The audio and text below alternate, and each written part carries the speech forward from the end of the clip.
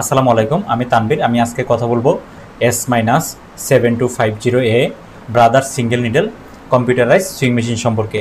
এই মেশিনের গুরুত্বপূর্ণ 3টি ইরর সম্পর্কে আলোচনা করব এবং এই ইররগুলো কেন আসে এবং কিভাবে সমাধান করব ডিটেলস আকারে আলোচনা করব এবং মেশিনের স্ক্রিনের মাধ্যমে দেখিয়ে দিব। এখন দেখব আমরা ইরর 709, ইরর 710, ইরর 711 ও ইরর 791 এই 4টি ইরর সম্পর্কে আলোচনা করব। প্রথমে আমরা আলোচনা করব ইরর 709 নিয়ে। মেশিন অন করার পরে পাওয়ার সাপ্লাই সার্কিট যদি মেইন সার্কিটে পাওয়ার সংযোগ বিচ্ছিন্ন হয়ে যায় তাহলে এই ইররটি দেখাতে পারে। অনেক সময় মেশিনের পাওয়ার অন অফ করলে আবার সমস্যাটির সমাধান হয়ে যায়। এরপরেও যদি সমস্যাটির সমাধান না হয় অবশ্যই আমাদের সার্কিট বোর্ড পরীক্ষা করতে হবে এবং সার্কিট পরীক্ষা করার পরে যদি কোনো ধরনের সমস্যা পাওয়া যায় তাহলে সার্কিট রিপেয়ারের মাধ্যমে আমরা ইরর সমাধান পাবো।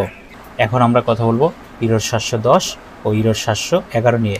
মূলত এই দুইটি ইরর একই কারণে আসে।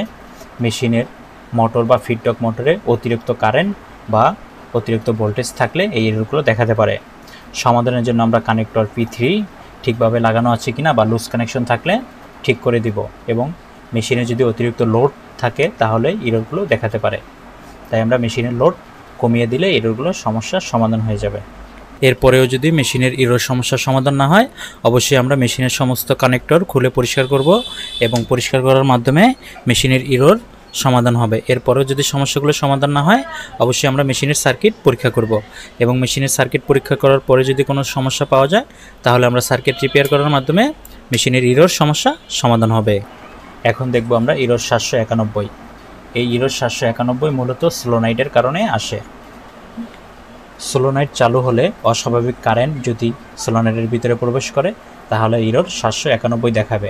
তাই সমাধানের জন্য আমরা P1 কানেক্টর খুলে পরিষ্কার করব এবং লুজ কানেকশন থাকলে ঠিকভাবে লাগিয়ে দিলেই ইররটি সমাধান হয়ে যাবে। এরপরে সমস্যাটি সমাধান না হলে অবশ্যই আমরা সোলোনাইটের কয়েল চেক করে নিব, তাহলে আমরা ইররটি সমাধান করতে পারবো।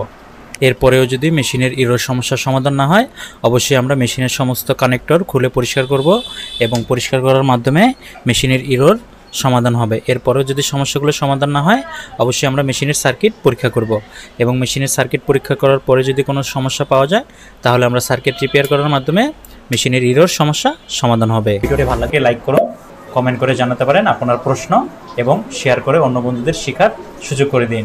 এরকম নিত্য নতুন যে কোনো ব্র্যান্ডের কম্পিউটারের সুইং মেশিনের প্রোগ্রাম নাম্বার ও ইরর সম্পর্কে জানতে এখনই ফলো করুন workman to winner BD Facebook page আর আমার ইউটিউব চ্যানেল সাবস্ক্রাইব করে পাশে থাকা বেল আইকনটি বাজিয়ে দিন যাতে পরবর্তী ভিডিওটি সবার আগে আপনার কাছে পৌঁছে যায়। ধন্যবাদ।